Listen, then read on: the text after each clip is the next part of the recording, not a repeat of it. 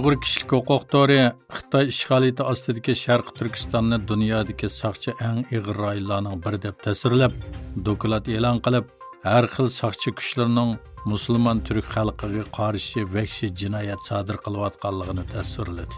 Washingtonga joylashgan Uyghur kishilik huquq tori tarafidan Sharq Turkistonda saqchi qilish, Uyghur rayonidagi saqchi va bexatarlik qismlarini xarid qilish nomli tadqiqot tashviqoti çarşamba günü e'lon qilindi.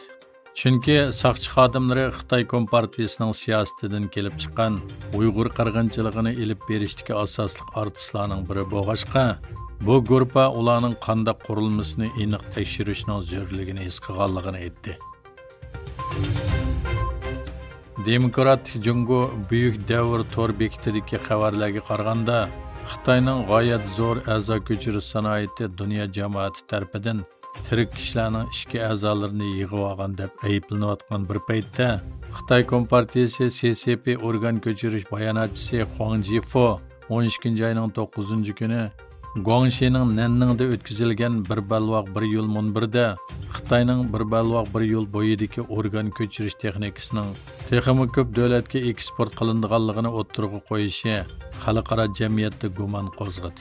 Shunda qilib yaqinqi 10 yilda nurg'unlagan guvohchilar va tirik guvohchilarning guvohlik so'zi shuni isbotladiki, odamiylikni yo'qotadigan Xitoy Kommunist hokimiyati qonunidagi jazo lageridagi Uyg'ur va Tibetlarni o'z ichiga olgan sonsizlagan siyosiy mahbuslar va vijdon mahbuslarining a'zolarini qonunsiz yig'ib oladi.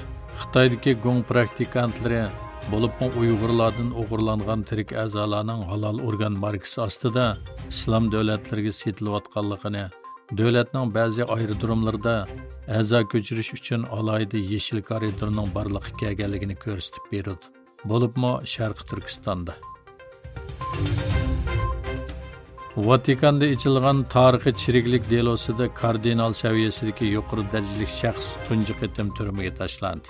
Vatikanning rahbari Papa Fransisning maslahatchisi bo'lgan sobiq radikal Anjulu Bekchu xiyonatchilik jinoyati bilan ayblanib 5 yil 5 oylik qamoq jazosiga hukm qilingan.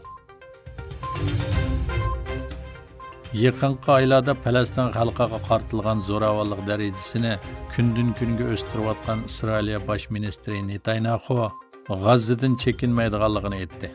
Yana bir tarafdan Angliya parlament a'zosi Claudia Bibb Isroiliyaning necha oydan buyon davom qilayotgan zo'ravonligiga qarshi harakat qo'llandi.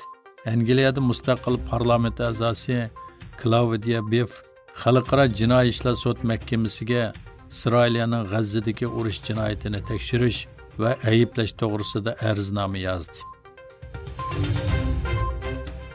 6 milliondan ortiq odam qazo qilgan tojisiman virusni dunyoga tarqatgan Xitoy bir necha kundan buyon sirliq yuqumga taqobil turmoqchi bo'layotdi.